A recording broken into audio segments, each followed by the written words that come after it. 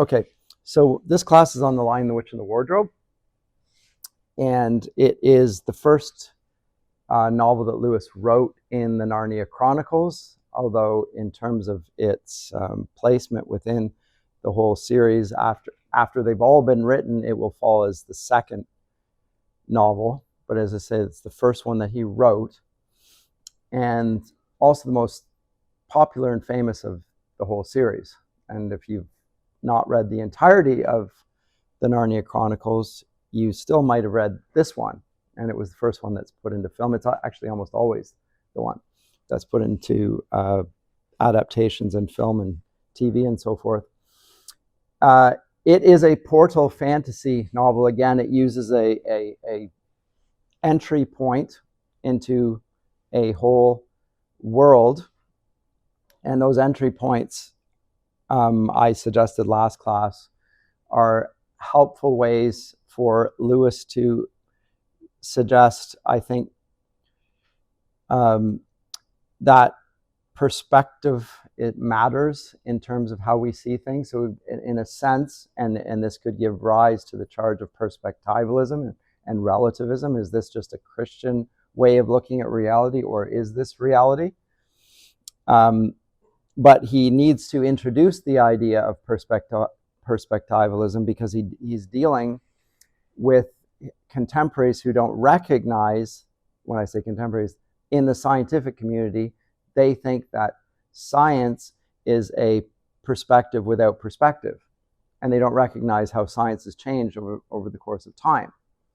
And the illustration of that was in the discarded image, the previous image of which had been a scientific view. And it was replaced by another scientific view. And both of them have things about the viewpoint that recommends them, and both of them have things about them that are problematic. And that goes also for our contemporaries and their way of looking at the world around them. He will say that it will have things that recommend it, but it will also be needs to be recognized as a theory, a way of looking at things that helps us to understand things or doesn't. And when he says understand things, or when I say understand things, he meant the whole of life experience, not just in a materialist fashion.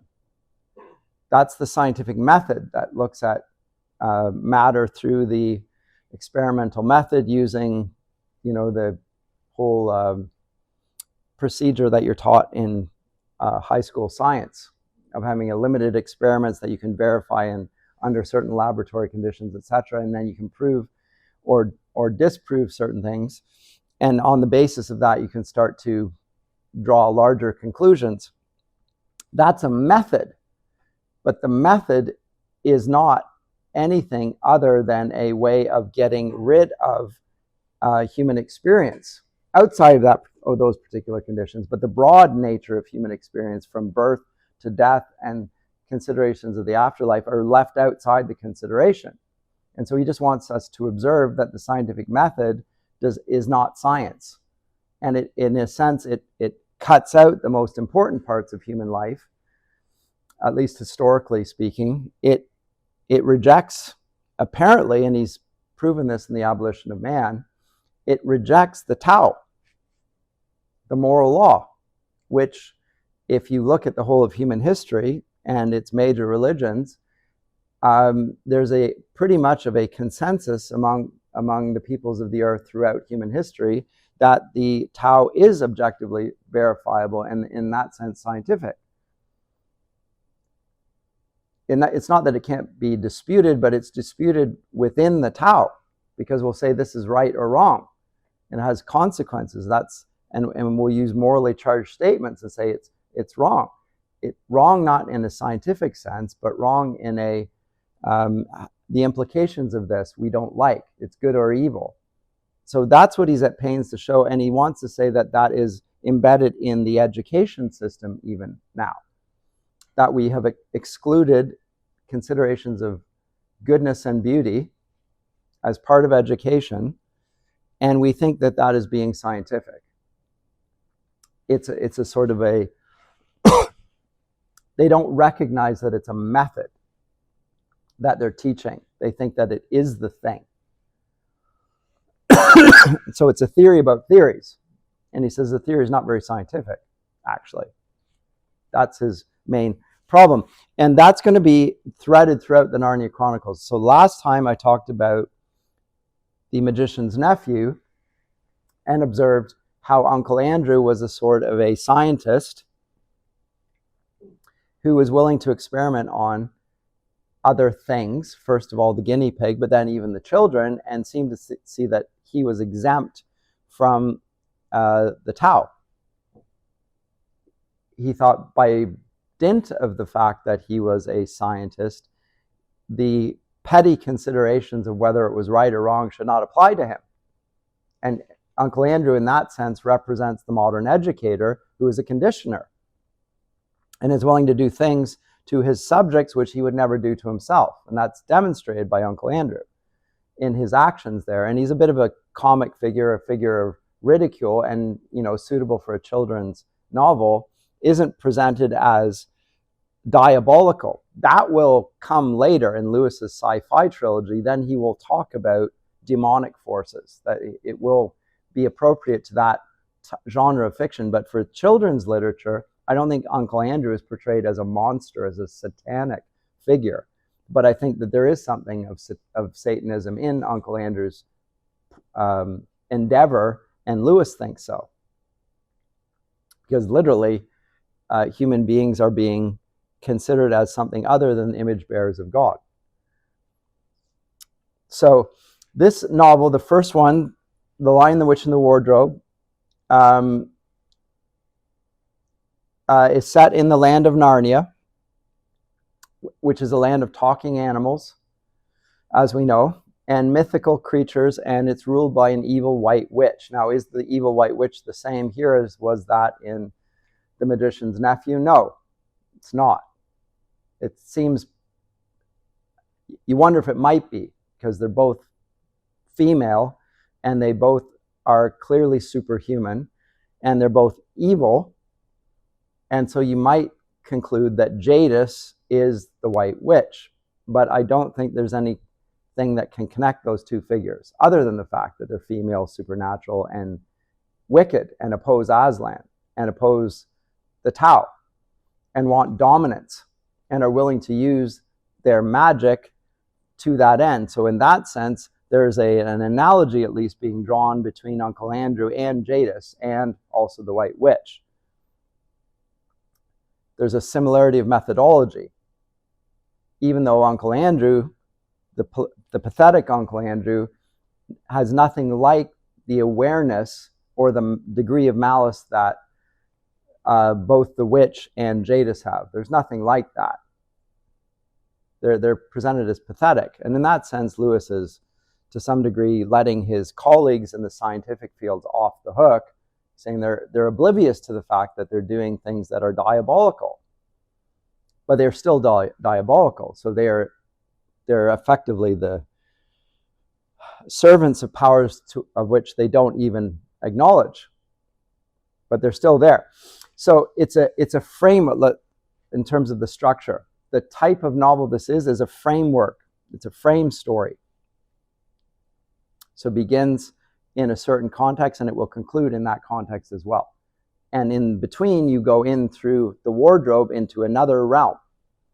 And as we've seen from the last novel, that other realm is one of many possible realms, because there's the pools in the midst of the wood between the worlds, and you could go into through multiple pools, and they would go across space and time in different ways. You could end up in Charn, or you could end up in Narnia. That's just one of many possible worlds. So I said to you last time, we need to see this, although Lewis is not at pains to flesh this out entirely, but it's more than Ptolemaic discarded image cosmology is superior to contemporary cosmology. It's not that simple as this compared to that. He's suggesting that all of them are provisional models.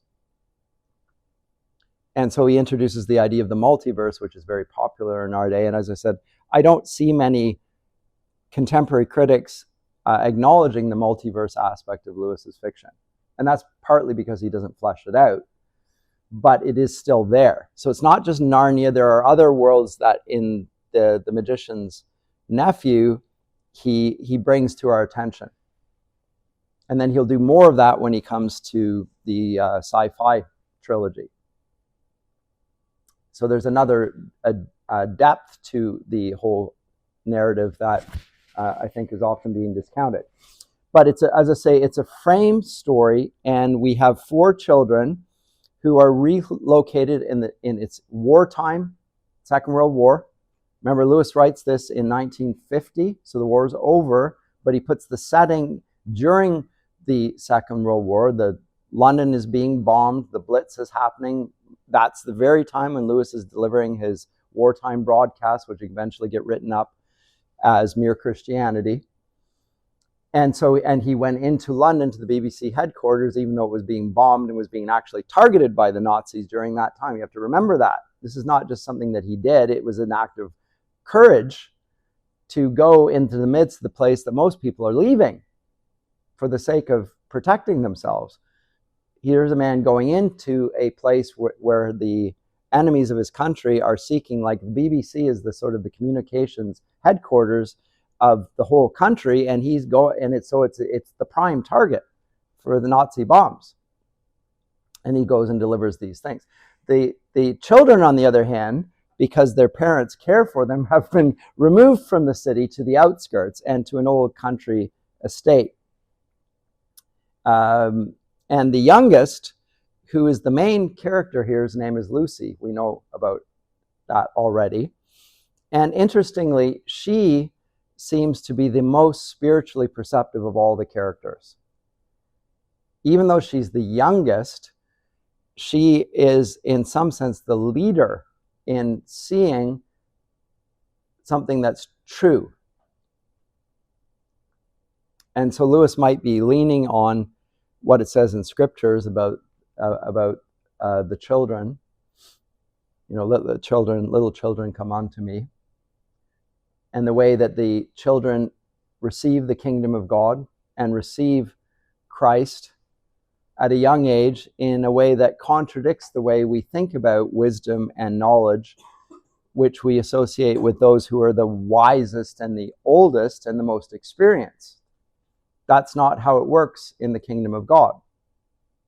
God purposefully shames the wise and the knowledgeable and the professors and even the religious establishment by the way he works. It's not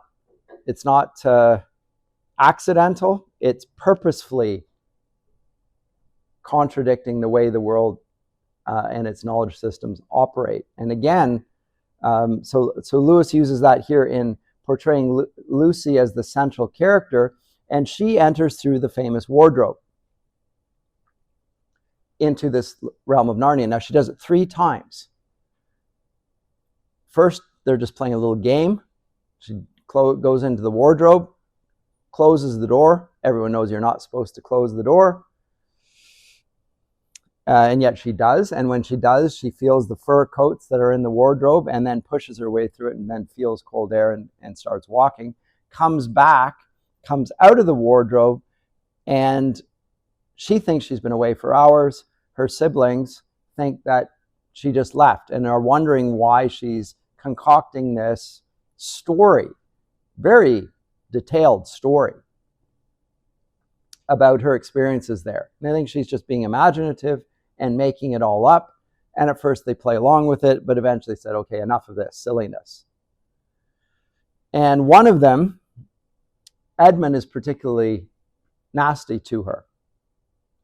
And Lewis is going to talk about that. And I'm going to spend a little bit of time talking about Edmund's response there to her and why it's important in the context of what I've just said about education.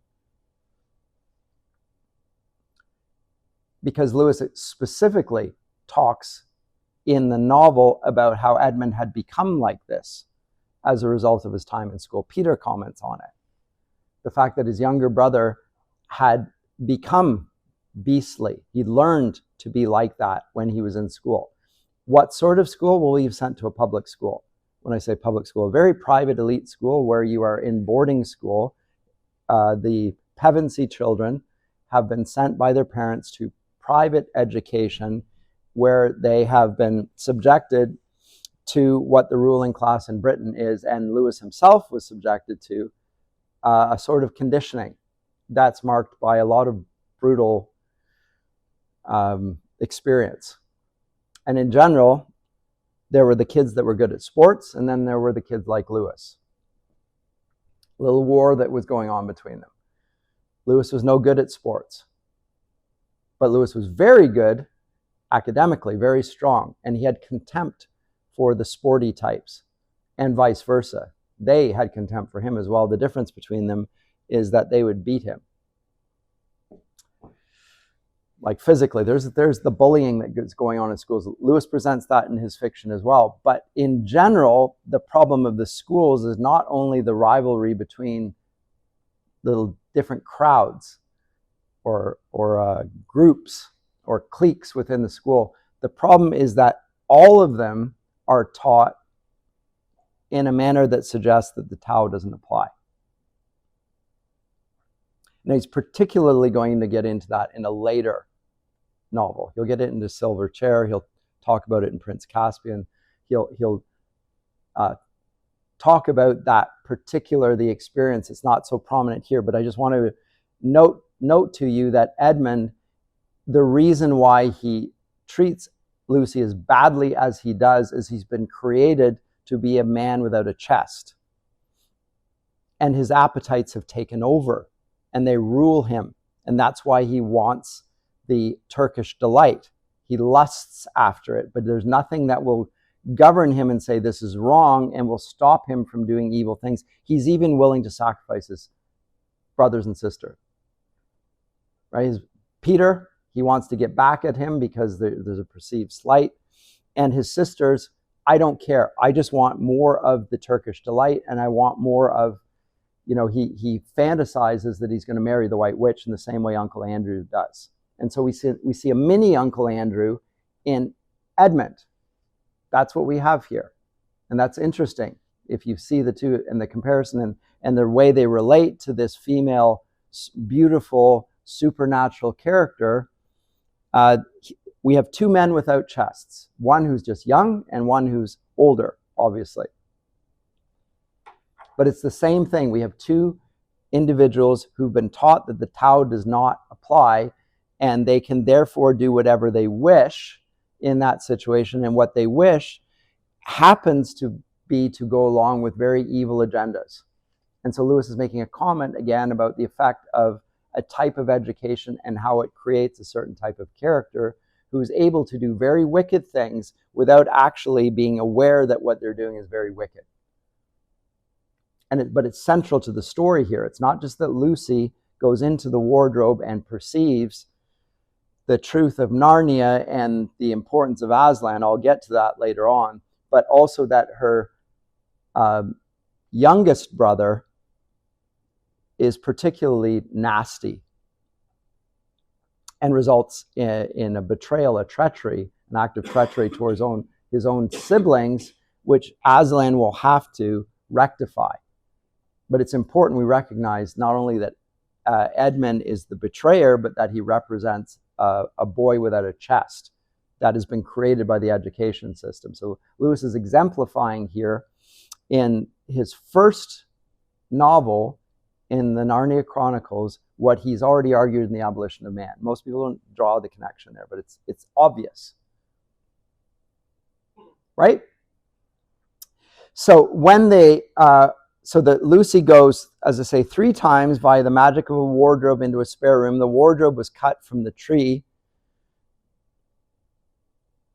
in Narnia where the seed was planted, right? And the lamppost was taken from the white, not the White Witch, from Jadis, which she swung and tried to put people, and they got planted there, and it became this tree in the midst of Narnia. So that previous story leads into this story, right? That the wardrobe was cut down from the tree that was in the midst of the Garden of Eden, as it were, or the correspondence to that. And when Lucy goes through the first time, she comes back, tells her siblings, they dispute that this is what happened. Edmund in particular is nasty towards her, but Edmund follows her in the second time, sees that it's real, can't dispute it, and yet when he comes back the second time, he lies. Says it didn't happen. But the reason he does is because the witch has given him something that he lusts after. And now it is lusts after, and that whatever the Turkish delight represents. It's, it's a tasty, sweet treat. But it seems to represent more than that, and he can't get enough of it. He wants more, and she uses his passions, his lusts, to lead him to do even more wicked things. I want you to go back. No, you can't have any more of that. You have to go and get the other 3 children and come back and bring them to me, and then I'll give you more. And he's willing to do this, to betray, like a Judas, his siblings. Now, the reason why the White Witch wants this is because there's apparently a prophecy about 4 children that will enter from another world into the land of Narnia. And that prophecy will relate to the story that we heard about in The Magician's Nephew already. Right? So there's an interlocking story. Now, so when Edmund goes back, lies about what he's experienced, and brings his siblings in to him, then we have the third entrance into the land. And at that point, all 4 of the children are brought in. Now we see different agendas at play. The White Witch is trying to destroy the 4 children, because the 4 children are going to destroy her. They have no idea that they have any role or function in any story, let alone their own story. Their own story is that they're 4 children in World War II Britain that are alienated from their parents to some degree. And their parents are nowhere to be found. There's no one to guide them, other than the man that they meet in The Lion, the Witch, and the Wardrobe, their uncle, whatever the relation is, who just happens to have some knowledge of the story. And this is one of the questions that is raised when they question whether Lucy was lying or not. He just basically says, let's follow a logical argument here. Is this possible? Now, he knows the truth here, but he's not going to say it is so. He gets them to think about the facts and the elements of experience and say, is it characteristic of Lucy to lie? No, she never lies. Would Edmund lie? Oh, yes, he does lie. Okay, as far as this is possible, yes, it's not a normal experience, but is it possible given all the facts that you know? Yes, it is. Well, then he says, then it could be. Now, he knows that it is, but he doesn't say it is. He says it could be. Now, all he's doing there is doing something like an apologetic. That's what he's doing. Just opening you to the possibility. Will you consider this even? But he uses logic to do it.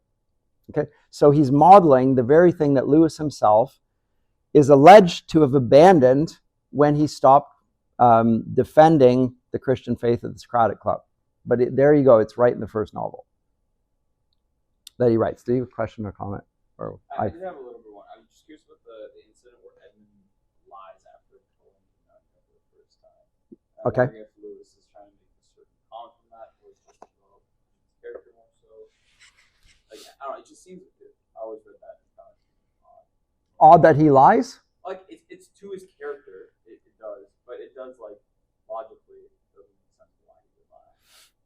Oh, because he's one. Because why would Edmund lie? One, because he's a sinner like all the others, right? So that's clear. That's why he would. The conditions are there, but also there's the schooling has not presented right and wrong as objectively morally real things. He doesn't think that they are, and so because of this, his passions. So there are different parts of the soul. You've got your head, you've got your chest, you've got your passions. And Lewis has talked about the man without chest. We have a boy without a chest. He's still a boy, but he has no chest. And so his passions overrule his head here.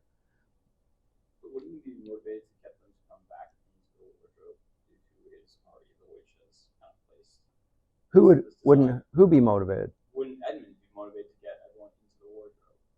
Perhaps he just didn't help that. Oh, at first? Well, he did his first trip there, right? Yeah. Just following Lucy, doesn't believe it, but follows Lucy, but he encounters the White Witch on his first trip. yes, but she sends him back. She sends him back to bring them in. So shouldn't he, by this point, have the motivation to bring his siblings and all of them into the wardrobe? And so why would he lie about the fact that he went to the wardrobe or that there wasn't a world if he has his motivation from the start to us to get more Turkish delight? I'm not sure he has the motivation from the start. I think sin makes you do things that you're not oblivious to some degree, and after you do it, then you get another. Like, he doesn't have a full-blown plan from the beginning. Over the course of time, he does things that are going to allow him to continue to do what he's already done and to cover it up. And he's the cover-up is an interesting thing. So he doesn't acknowledge the Tao, but he also, to some degree, doesn't want to be embarrassed by the ill deeds. It's not just that he's trying to keep them from being onto them. He feels guilty about it in some small way. I think that's part of the story there. I mean, it's psychologically acute. Like, people don't admit what's motivating them as evil, because if they did, then it might actually rectify. They might say, hold on, that's what I'm doing here is wrong. It doesn't seem to occur to him until he meets Aslan. And that also is interesting. But Aslan is less harsh on him than we are as well. And he's not going to say that Edmund's not guilty, but he is going to say, I came for the purpose of pardoning guilty individuals. And Edmund's just one of them, but actually it's for all of you. It's just that he's the one we dislike.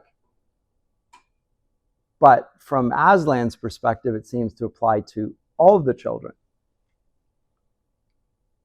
Because that's the way the way we can see Edmund as contemptible is because he's different than the other kids. And Aslan, however, doesn't just die for his sin, but seems to die for all of their transgressions. That's the implication of this, although it's specifically connected with that particular act, right? But it seems to have an inclusive application and power. And that's the way Lewis, but that's the way that Lewis gets us to hate Edmund is we don't associate ourselves with Edmund. Oh, he's that type of kid. I hate that type of kid. You remember those types of kids in school that used to rat you out to the teachers? And they themselves were the worst and least well-liked of all of the kids, and yet they seemed to wheedle their way into the teacher's affections, and they would conceal the truth. That sort of kid, we recognize that kid. What we don't recognize is that we ourselves have the capacity to do what that type of kid does under the right conditions. And if we have the Tao, then we're less likely to do it. We're resistant to it to some degree, but that doesn't mean that we ultimately don't do it. And the fact that we even desire to do it shows how sinful the human heart is. But that gets into Christian theology there. And that's not really being explicitly represented throughout the whole story there, but it's implicit in the sacrifice that happens there. So when in Narnia the siblings come into the wardrobe in the third iteration, an old prophecy seems to be fulfilled, and that's an interesting thing. And I think that adds a depth to the story, and it's the sort of thing that Tolkien does in The Lord of the Rings all the time. So here we have a story of characters that we've just met, who are seemingly characters who are mythical, fabled characters about whom other people have spoken for a very long time and have done legendary things. And yet they're not legendary. They're real in the sense they're right in front of us. And their choices seem like the choices of children. They don't seem of momentous import. They seem to be small things. But if you use an analogous type of reading practice, which Lewis is always encouraging, the application to the reader is obvious. The child does small childish things that uphold what's good and right and true, or the child contradicts them, just like the children reading the books can. And is it possible that what we're doing in our daily lives has sort of a legendary importance? Like, could it be that significance? In The Weight of Glory, he says that there is no such thing as an ordinary person. You'll never meet one. Because God created that person in his image. That individual has a relation to God, and it's an eternal one. They were created for glory by the King of Glory. They've been created for that. And so if you think that they are merely a person that's beside you in the classroom or on the public transportation or in your house, you're not seeing things rightly. You need to see with different eyes. You need to go through the frame narrative that Lewis is providing here, and you need to apply this to yourself. And that's what makes the story meaningful. It seems to have it doesn't seem to. The analogy is clear to the reader that their lives are more important than they seem to be. Remember, the 20th century is the century where the worst atrocities against mankind have taken place during 2 world wars, and the whole scientific, technocratic education system, which suggests that we have no souls, no moral nature, and that's presented through education. And Lewis is, it results in a life of meaningless. Viktor Frankl, I don't know if you've read Viktor Frankl, heard of Viktor Frankl, Jewish psychologist, caught by the Nazis, loses his wife, family,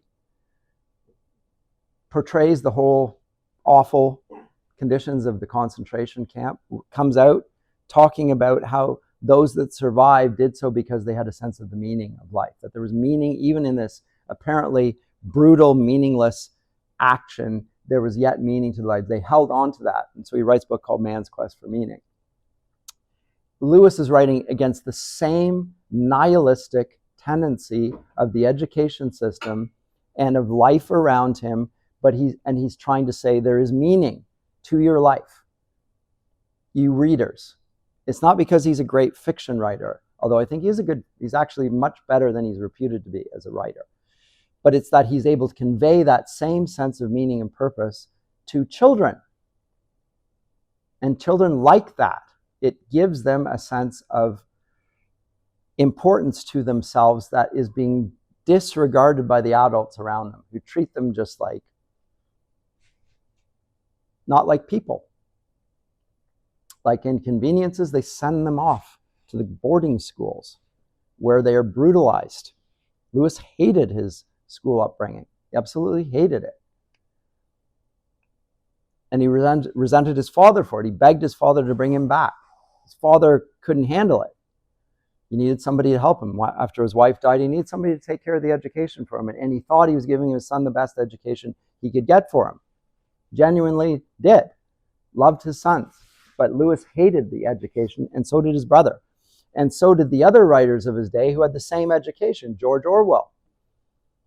And Orwell came out a socialist because he so hated the aristocratic public school education system that he'd been subjected to, became a socialist against that elite.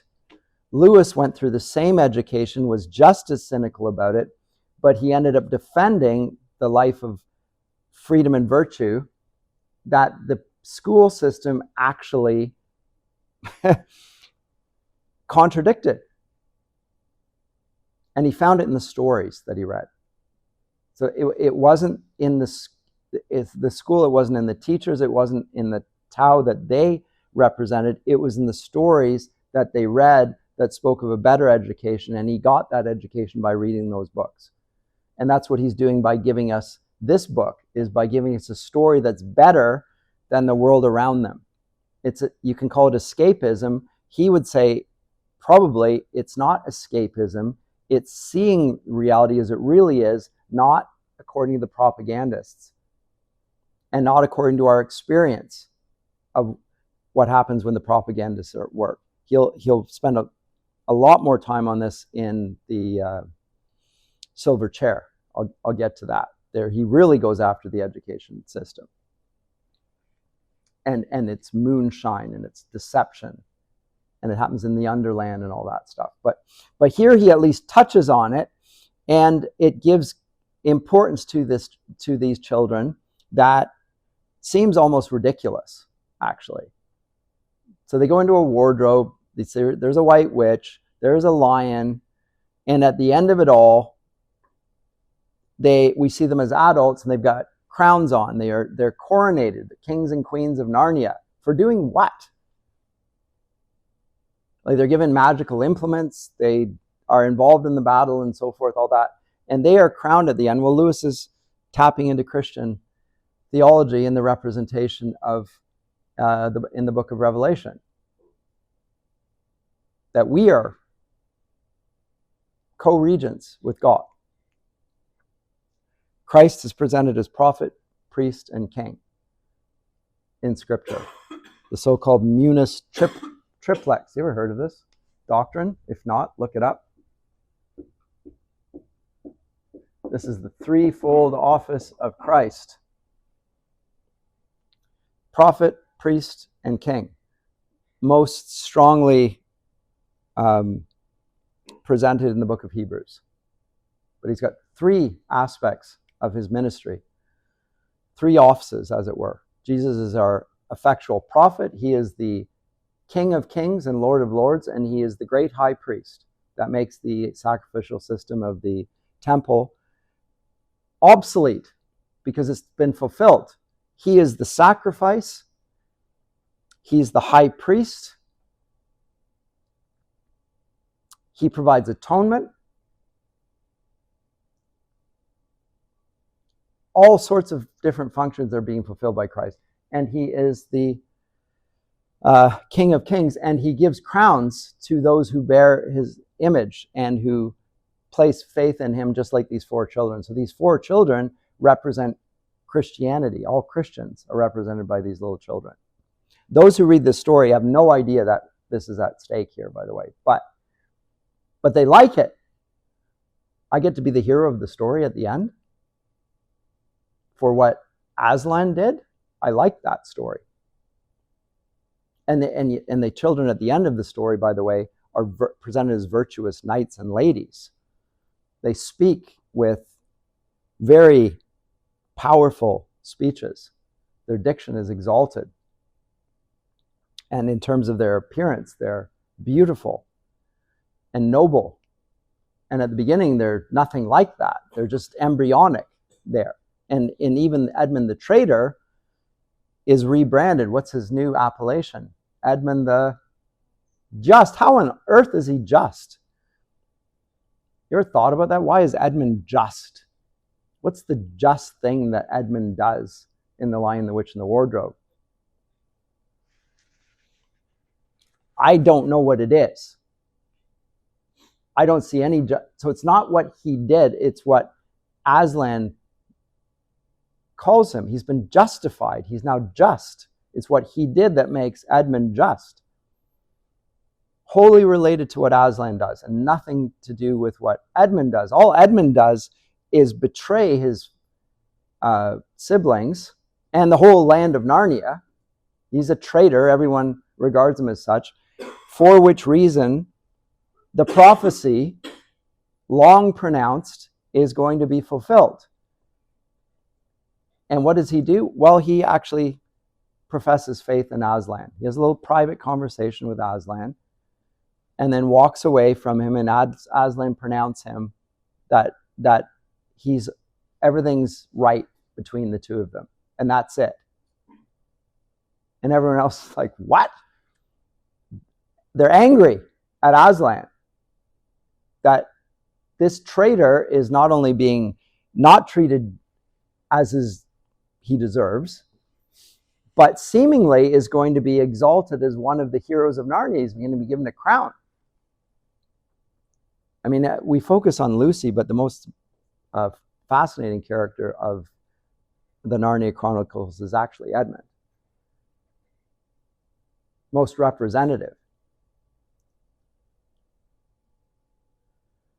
So there's a lot of complexity going on there because Peter becomes the most important figure among the children. He's the eldest. He slays the wolf. He has to lead the charge. He's the valiant. He represents a certain type of virtue. We admire him.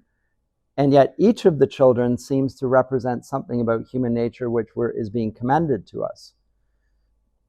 And the most difficult one is of Susan. We'll come to Susan later. Say more about that because when it comes to the last battle, there's that problematic episode. What happened to Susan? What's going on there? I'm not going to get into that now because it will take us out of order on this and it'll go down route I don't want to go into here. But Lewis wrote this book for his goddaughter Lucy Barfield, Owen Barfield's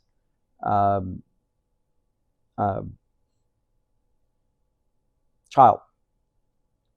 And Barfield is a friend of Lewis. He's a teacher. He's an advisor. He's even a trustee eventually of his estate.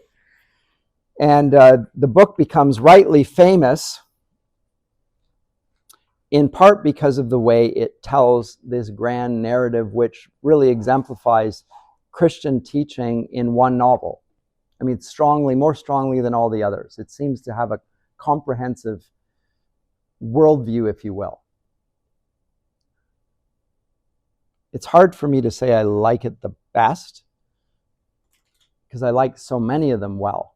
I don't want to dispense with any of them. I don't even want to rank them, but this is the one that people know from the Narnia Chronicles for good reason. It seems to hit all the right keys, and it's the first one. So if it's that good, where do you go for an encore? Well, but he does come up with one. And what he does here, and I think this, I haven't said this yet, Max Weber, the famous sociologist, talks about the Protestant work ethic. You know Max Weber? Have you heard of him? You've heard of Max Weber at least. No? Famous German sociologist, 20th century.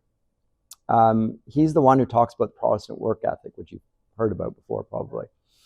But he also talks about the growing disenchantment of the world as a characteristic of modern life.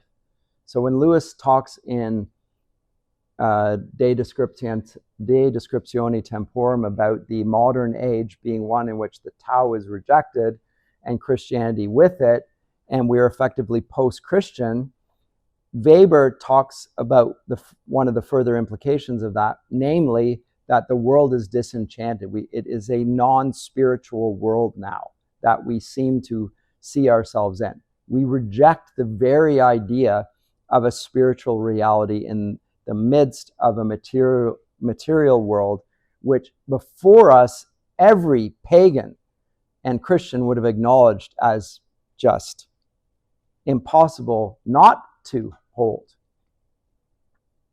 But modern man seems incapable. He's wholly rejected, not just the discarded image then, but the idea that there's a spiritual reality behind, alongside, I don't know how you want to present it, in the midst of the world that the modern sciences recognize, the material. So Max Weber calls it the disenchantment of the world, and Lewis's fiction is trying to reverse that. It's trying to re-enchant, and Tolkien's as much so. It's re-enchanting the world,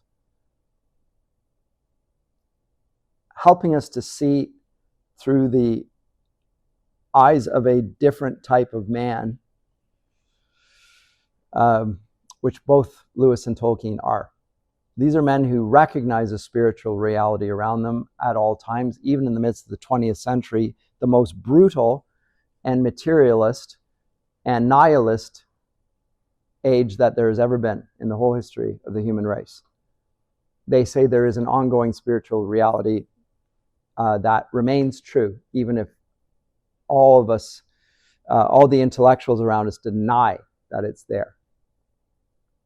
And so there's really interesting, if you look at the 1940s, there's a real resurgence of Christian conviction being expressed by writers of fiction, from Dorothy Sayre through C.S. Lewis and J.R.R. Tolkien and Owen Barfield and many others, but many represented by the Inklings, that is really responding to the same conditions that their contemporaries are, but their contemporaries are the ones that are regarded as important, like George Orwell and Aldous Huxley, but all the nihilists of the 20th century, they're the ones you read in schools. You read their books. You don't read Lewis. You don't read Tolkien. You don't read Dorothy Sayre. You don't take them even seriously as fiction writers. When I say you don't, I mean the schools have taught you to disregard them as important. I don't think I'm going on a limb here. If you didn't go to a Christian school, you would never have read these books in school, I don't think. But you will have read them on the side and be very interested in them. But you will regard it as a non-serious fiction. You think, well, what is this? If it's fiction, then how can we reject it as fiction? Like if you admit that Huxley is writing fiction and Orwell's writing fiction and Lewis is writing fiction and Tolkien is writing fiction, why can we not take fictional portraits that contradict the contemporary worldview seriously, but those that uphold it take them seriously? How is that so? I think, again, because whatever the merits of Orwell and Huxley, they don't see with spiritual insight at all. And that is the one thing that the public school system doesn't want to acknowledge, that there is such a thing. And both Lewis and Tolkien make it clear that not only did they believe it, but you believe it as well, you the reader. And the reason we can see that is because you love these books more than the other books. You know that it's true.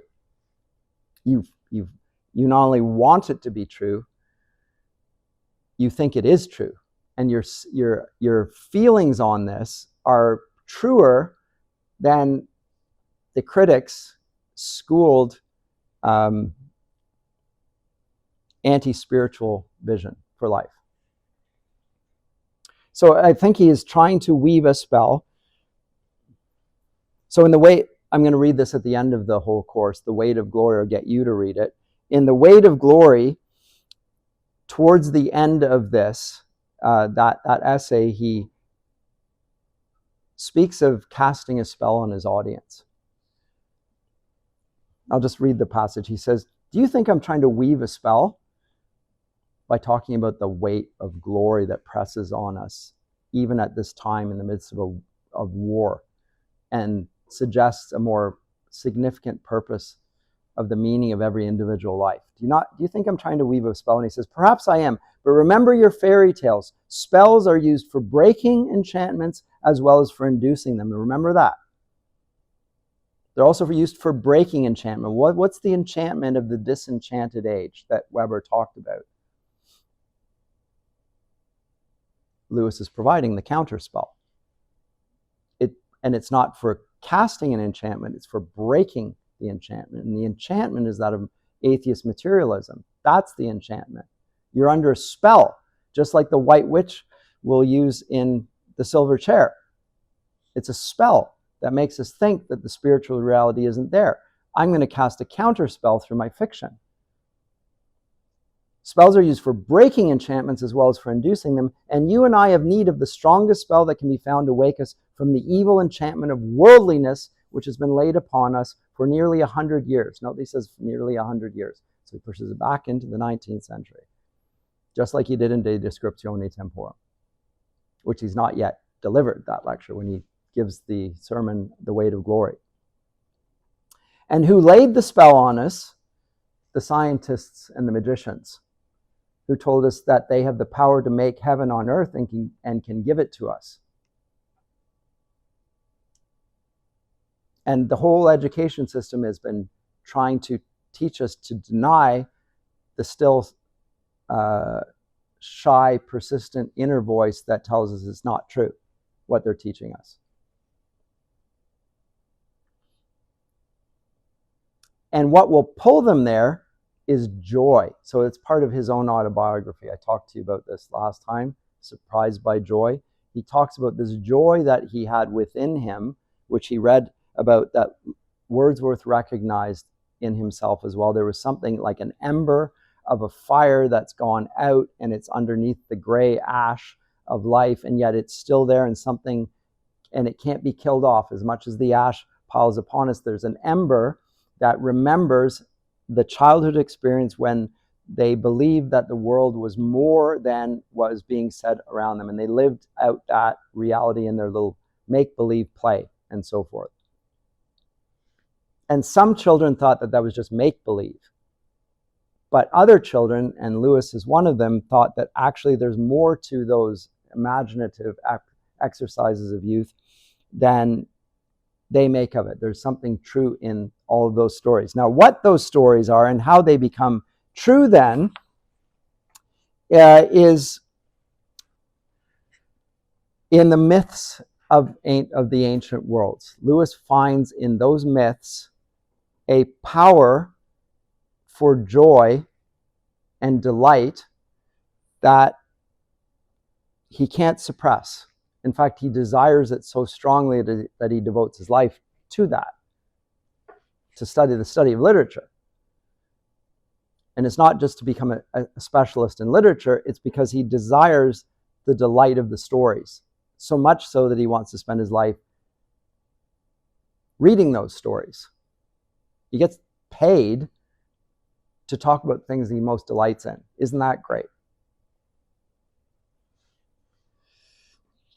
He gets paid to do that.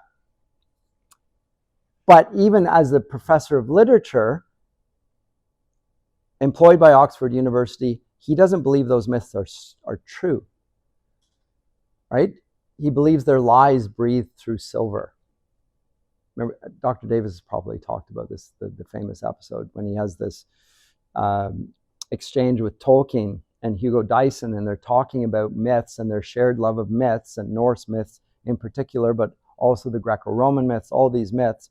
And then they talk about the gospel accounts, which Lewis also appreciates, and says, but aren't they all just myths?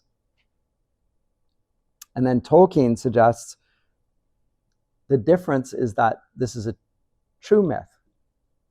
And it just hadn't occurred to him that in any way that a myth could be true, although he wanted them to be true, so much so that he was now employed to study and teach and pursue these myths.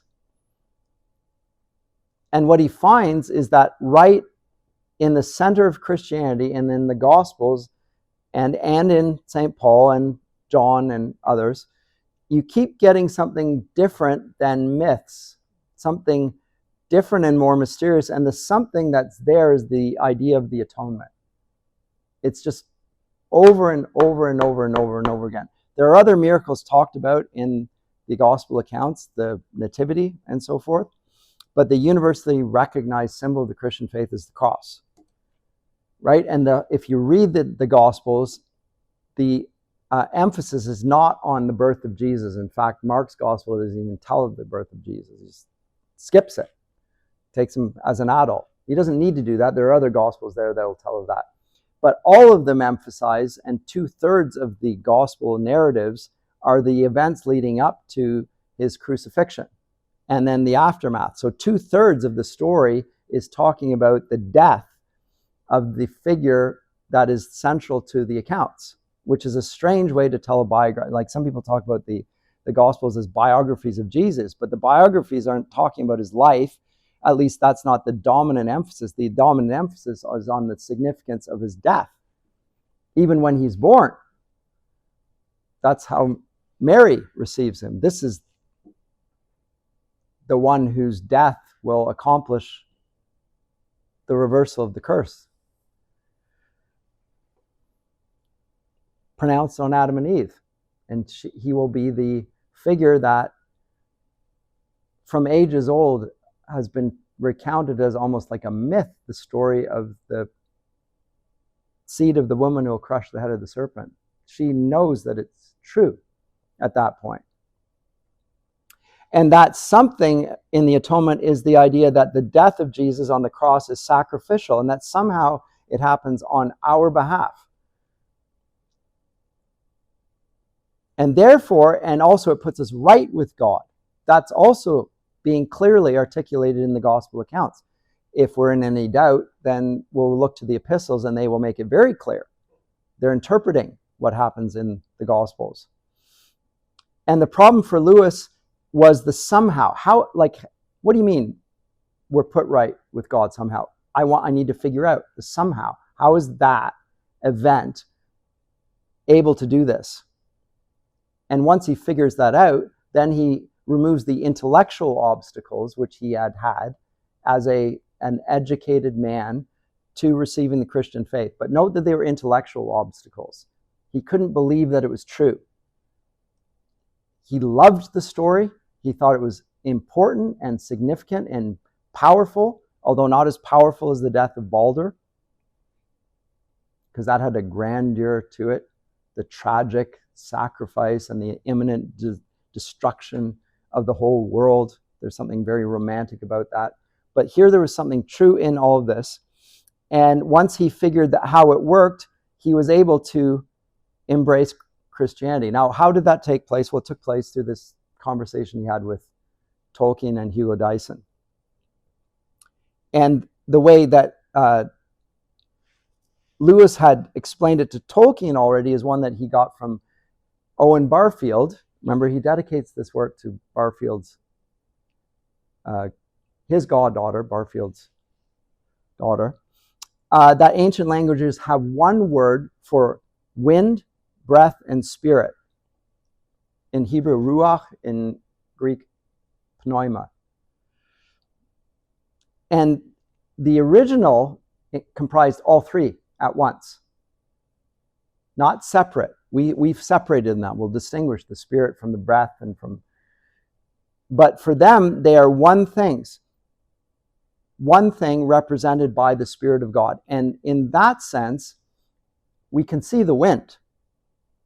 Like we can see the wind. We can't see the Spirit, but we can see the wind. But for the ancients, the Spirit and the wind are in some sense connected in a way that you can't separate them. In the same sense, the gospel accounts, when they tell about a spiritual reality, are talking about a physical, historical, lived out and experienced reality. And Lewis says, this is a different way of reading these stories. It's not just a story, it's a story of a human experience that happened in human history and transformed the world. Once he sees that, there's a sort of explanation for how it happened, although he can never articulate the exact how.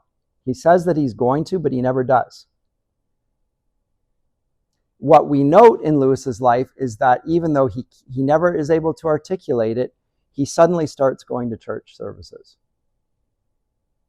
You'll say, sometime during this period I was, and Tolkien in his diaries will say the same thing.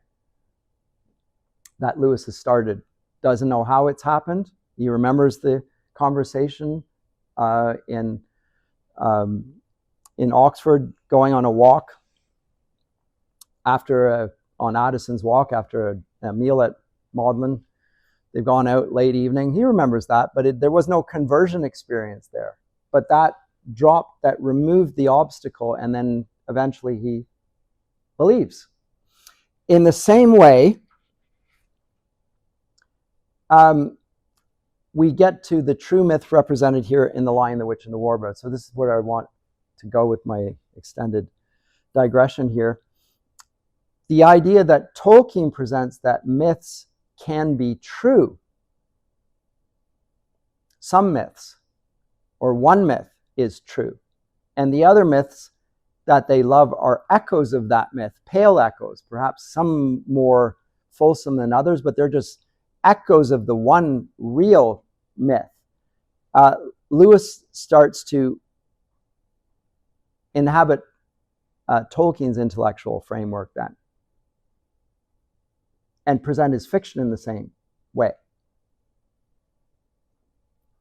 So the extent to which he makes Tolkien's ideas about myth and truth his own can be seen in the claim in one of his letters that the doctrines we get out of the true myth are, of course, less true than the actual reality. Now, the doctrines. So this will explain, perhaps, why he goes into fiction rather than defending the faith in terms of apologetics.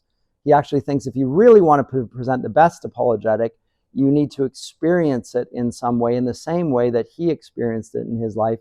How does he portray that? Well, he portrays it in terms of these 4 little children.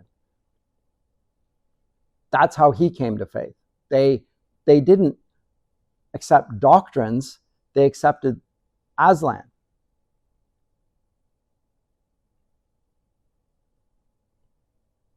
It's an actual historical event. You can narrate it in a mythological form, in more truthful language than that of concepts and ideas. Philosophy deals with concepts and ideas. Very important. But they don't move you to action. They move you to acknowledge truth. Tolkien acknowledges truth, but he doesn't convert until he receives Christ as real. And how that happens, he can't explain. But it's exactly what he portrays in The Lion, the Witch, and the Wardrobe at the center point. So in The Lion and the Witch and the Wardrobe, when Aslan has been slain on the stone table, the table of the law, in fulfillment of a prophecy long given and the deeper magic, the witch didn't know, and I don't need to recapitulate the whole narrative there, but taking the place of Edmund, that of a traitor, if someone offers himself as a sacrifice in whom there's no guilt and yet willingly offers himself for it, then everything will be undone. That happened back in the novel that's not yet been written, but Lewis has in mind in The Magician's Nephew. Yes. That all that will happen. And so in taking the place of Edmund, and Susan and Lucy are wandering about in the field not knowing what to do next, they hear a sudden crack behind them. Remember, they're all disconsolate. They think Aslan's been killed. They think the whole purpose of coming here has failed. And you see something of Lucy and Susan Lewis acknowledging the role of the women in the crucifixion, right? Where the apostles flee, and yet the women are moved to go back somehow. Their faith is stronger than that of the apostles, interestingly. It seems there's something that they hold on to that the men have not got.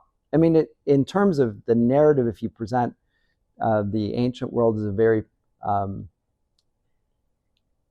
masculine way of seeing religion and women's place in it, to present women as being the first witnesses of the resurrection is literally flipping the world on its head. And they portray it that way because I'm quite convinced that that's what happened. Because again, if you're going to hold up the patriarchy, to use the feminist language, you're not going to portray the women as the first witnesses of the resurrection. You're not going to do it unless it happened, in which case it's true, in which case you better tell it. And they do. But they hear this giant crack, and it's said as if a giant had broken a giant's plate, and they see that the table's been broken in half, and Susan asks, what does it mean? And then Susan cries out, is it more magic? And then the girls hear from behind them the voice of the risen lion. Yes, it is more magic. Now, this is a magic that breaks an enchantment. Note, it doesn't cause one, it breaks it. And it's the enchantment that they were under back in the world from which they came. It breaks that enchantment, not just the witches' enchantment that's led to a place in Narnia where it's always winter and never Christmas. It does that, but it's got a further consequence in that other world from which they've come as well, and it breaks that enchantment. And then he gives an explanation of sorts. If the witch had been able to look back before the dawn of time, just like Satan, if she'd been able to do that, she would have known that when a willing victim who has committed no treachery was killed in the traitor's stead, the table would crack and death itself would start working backwards.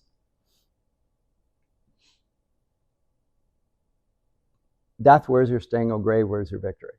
Just bang.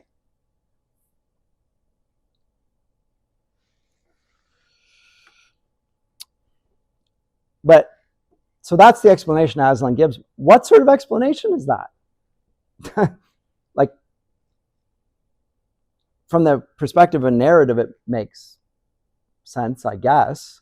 But is it really sufficient here to cause the characters here to believe? It's a pretty shocking, sweeping claim introduced in the midst of the story for which we have no basis for believing. Remember that he hasn't yet written The Magician's Nephew even. So it's just, we just accept it as narrative truth. Okay, it's part of the story, but it seems a little bit forced here. It doesn't really hold true. But how do they respond to this mythical account that Aslan gives of the significance of his rising from death? And why would it work this way? How does the death of the willing victim take the traitor from the clutches of the witch? And how can the magic that frees the traitor be older than the magic that condemns him? Those are not answered questions, but they're presented as this is the reality. Note that Aslan's explanation is totally ignored by Susan and Lucy. They don't ask the questions I just asked. They don't say, huh? What do you mean? Older, newer magic, and the willing, like the theology that you've just presented to us, they don't get into that at all. They don't comment, they don't ask questions. What do they do? At that point, what do?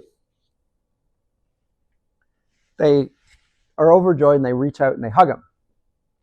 They just embrace Aslan. In the same way that Lewis did at this point, I think. You stop asking questions. The joy overwhelms you at that point. That pulls you. And it's a joy unspeakable and full of glory that Lewis himself experienced that transformed his life. So he's leading us to a sort of apologetics that you can't really present in apologetics, but you can present in the experiences of children that he himself had experienced as an adult.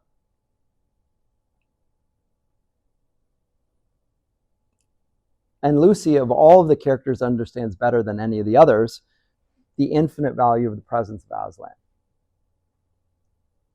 All you need to do is hold on to Aslan. And so at the end of the voyage of the Dawn Treader, when Aslan tells her and Edmund that they're not going to be able to go back to Narnia, but they're going to have to stay in their home world, she weeps and says, "It isn't Narnia, it's you. We shan't meet you there. And how can we live never meeting you?" And so she's heartbroken at the fact it's not Narnia, it's you. And how are we going to meet you there? And he doesn't answer that. But when in the last battle, when the great battle for Narnia is over, the witch is dead, Lucy tells Susan that she thinks Edmund ought to know what Aslan did for them, and at that moment they're interrupted. And if Edmund never heard the explanation, we don't learn of it. All that matters is that he has received it. Lewis doesn't even get into the explanations for how it all. What matters is Edmund accepts it. That's at the end of the day. So there's an element of, I don't want to call it blind faith, because it clearly, there are evidences for faith. There's reasons to believe. Lewis presents them in a very plausible, convincing way. But at the end of the day, the most important thing, and the one that leads all the others, is the agape love. And that one is not like any of the other loves. So this is Lewis's problem. There is no analogy for agape love. Every other form of love is not just pointing to the agape love, but is unlike agape love insofar as the loves that we love are in accordance with merit or justice, whereas this seems to be the exact opposite. In just love, we love things that are lovable. But Aslan's love is visiting us with a love that for the unlovable. And Edmund is the chief representative of that. Everyone hates him. All of the characters of Narnia call him a traitor. His siblings hate him for it. They have nothing good to say about it. Peter is disgusted by him.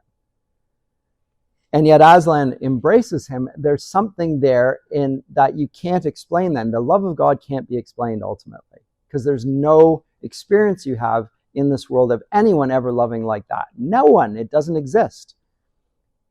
You only can appeal to the love of Christ to understand any of the other things. You have to first start with that. So this is why it says in 1 John 1, I think, this is love, not that we love God, but that he loved us and gave himself as a propitiation. So the normative love, agape love of God, is what norms everything else. And you can only receive that with joy. And once you've received it with joy, then everything else orders itself. But that's a mysterious love that it's not an intellectual one, other than the way I've explained it to you. It's not like the others.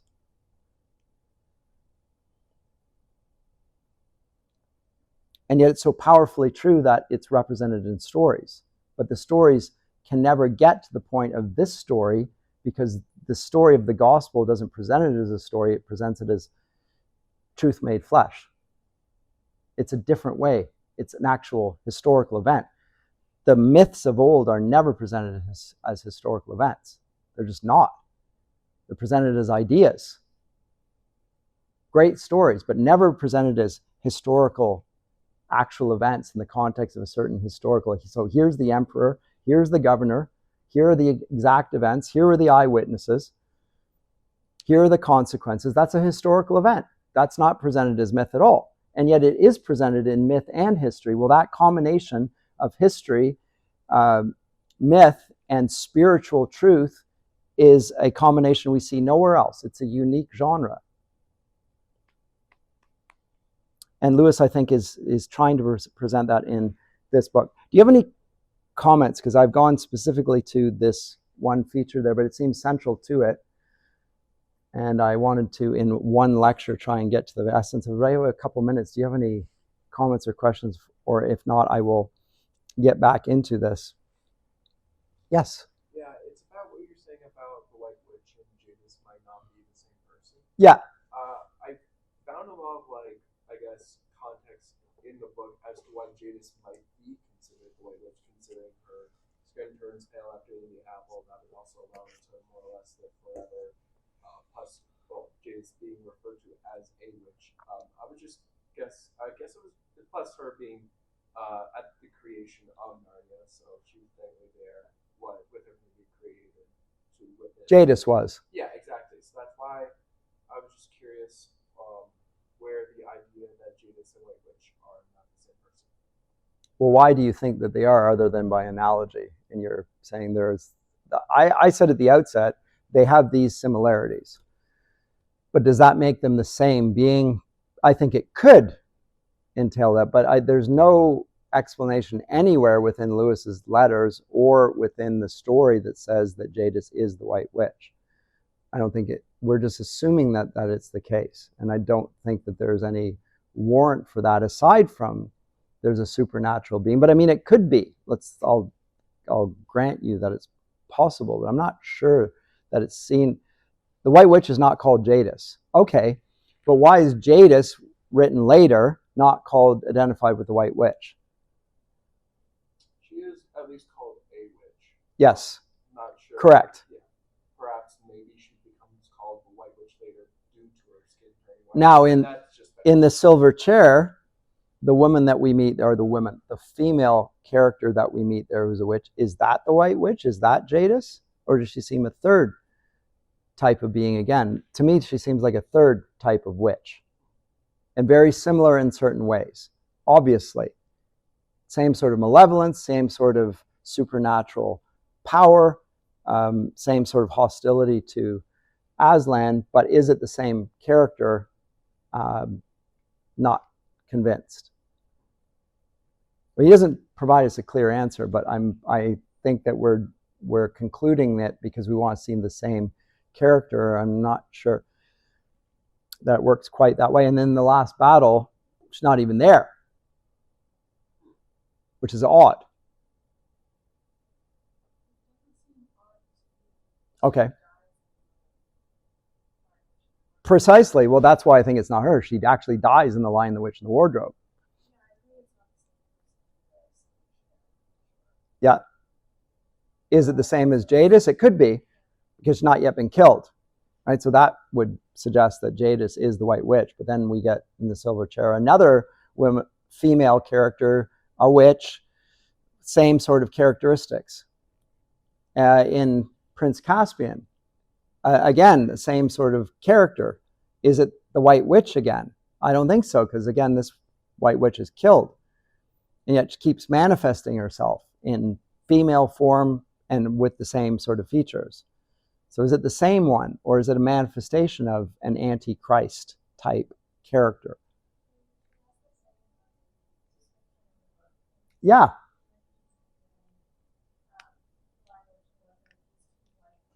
Yeah, there's paleness about her. But is that not the lady in the book of Revelation? I mean, probably modeled after that, right? In the features of the, I mean, she's on a chariot drawn by what?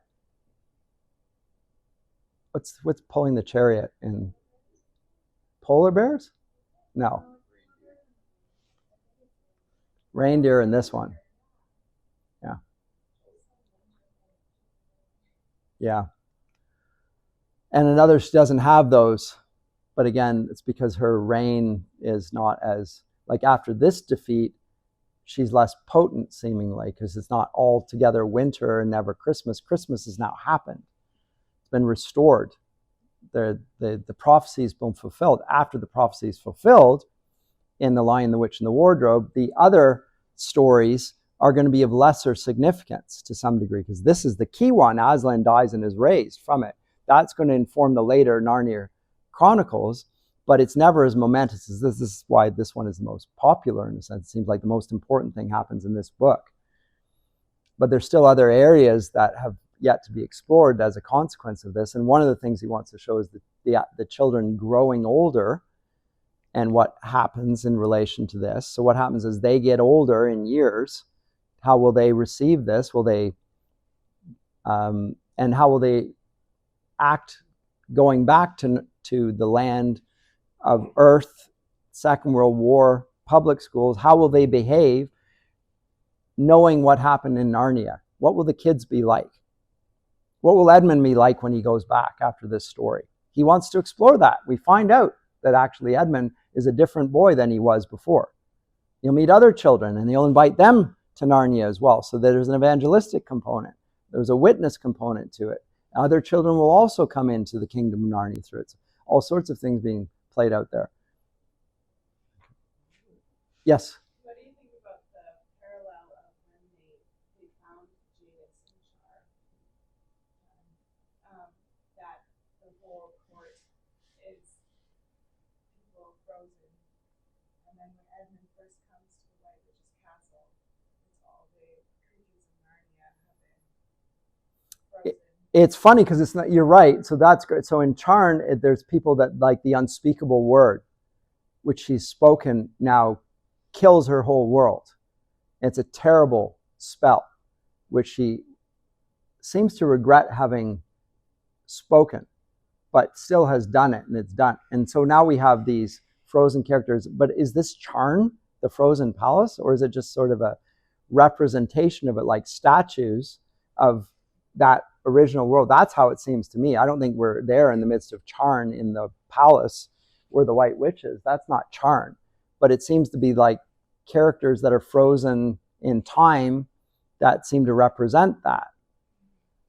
And then they thaw out and come to light. Well, that's again this sort of a pictorial representation of the undoing of death, which Aslan speaks of. So now what's going to happen is all that was happen is going to become untrue. And we're going to work backwards and read history differently then. There's a sort of a hermeneutic for reading history at that point. So yes, this happened in the world, but if we see it through the eyes of faith, how do we actually read history? That's in there. Anyway, I think I've run out of time. I know I've run out of time. Thank you. I don't know.